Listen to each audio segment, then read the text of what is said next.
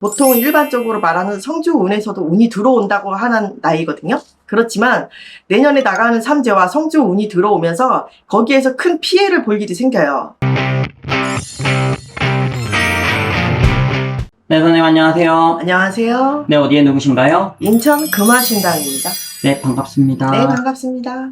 남들 다 아는 거 한번 찍어보려고요. 네, 지금 선생님 그 삼재가 무슨 띠가 있죠?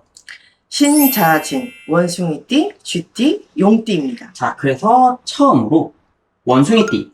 원숭이띠에서 조금 디테일하게 풀어주시면 되는데요. 네. 일단 원숭이띠 성향을 한번 이야기해 주세요. 원숭이띠 성향, 굉장히 부지런합니다. 부지런한 반면 굉장히 게으를 수도 있어요. 그러니까 뭐 아니면 도죠. 또 원숭이띠 같은 경우에는 내가 몸으로 움직이거나 내가 머리를 쓴다거나 해서 자수성가를 해야 되는 타입들이 많아요. 혼자 외로운 사주고, 그리고 인덕이 많이 부족하다고 보여지는 사주이기도 합니다. 인덕이 부족하고 부모 덕이 부족하신 경우가 다반수라고 볼 수 있죠. 자, 그러면 선생님 92년생부터 한번 풀어주세요. 92년생, 내년에 33, 임신생 되겠습니다. 임신생 같은 경우 내년에 나이가 나이니만큼 내가 어느 정도 직장에서의 기반과 이런 걸 잡았을 시기예요. 그렇지만 내년 운에 나가는 삼재의 임신생들은 결혼 조심하셔야 됩니다. 결혼 생일에 따라 다르고 태어난 달에 따라 다르긴 하지만 내가 결혼을 오래 해야 될지 말아야 될지를 정확하게 보고 결혼 운을 잘 따져서 결혼할 수 있는 달과 안 해야 되는 달, 또 결혼을 해야 되는 사람과 안 해야 되는 사람 구분해서 결혼 운에 대하여 좀 조심을 해야 되는 부분이 있어요. 남자, 여자 똑같나요? 네.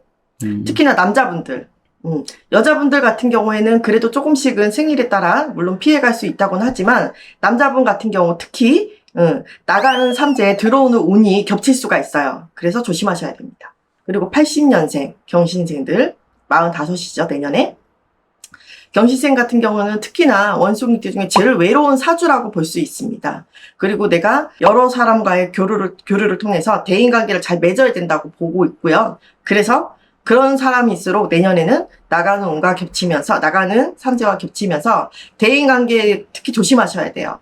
내가 뒤통수를 맞는다든지 아니면 돈을 만약에 빌려줬는데 떼인다든지 이런 식으로 대인관계 금전교류나 이런 걸 많이 조심하시고 구설 시비를 조심하셔야 된다고 보이고요. 68년생, 57 무신생들. 자, 나이가 57이에요. 7이라는 숫자는 행운의 숫자라고 알려지고, 자, 보통 일반적으로 말하는 성주운에서도 운이 들어온다고 하는 나이거든요. 그렇지만 내년에 나가는 삼재와 성주운이 들어오면서 거기에서 큰 피해를 볼 일이 생겨요. 57년생들 내년에 특히 건강 조심하셔야 됩니다. 특히나 원래도 술, 담배 하시는 분들은 건강에 신경을 쓰셔야 되지만 내년에 뇌졸중이나 간암 쪽으로 특히나 건강을 조심하셔야 된다고 보여지는 상황이죠. 지금 이야기하신 게 92년생, 80년생, 68년생 이야기하셨는데 네. 좋은 게 하나도 없습니다. 나가는 이분들은 네. 뭐를 희망이라도 좀 갖고 살아야 되는데 자, 그렇다고 해서 내년 1년 12달이 나쁘다는 얘기는 아니에요. 단지 크게 보편적으로 조심해야 될 부분은 얘기해 주지만, 자, 내년에 나가는 삼재와 겹치면서 원숭이들이 조금 애매하다고 볼 수가 있어요. 다 그런 건 아니지만, 그래도 내년에 횡수맥이나 이런 걸 통해서 내가 조금 더 마음의 안정을 찾아가고, 또 거기에서 내가 미리 제가 조심해야 될 부분 말씀드렸잖아요. 조금 신경 쓰고 가면 괜찮아요. 자, 여기에 지금 포함된다고 생각하시는 분들 같은 경우에는 위에 있는 연락처로 연락 주시면 선생님께서 상세하게 설명해 주실 겁니다. 네, 선생님 감사합니다. 네, 감사합니다. 네.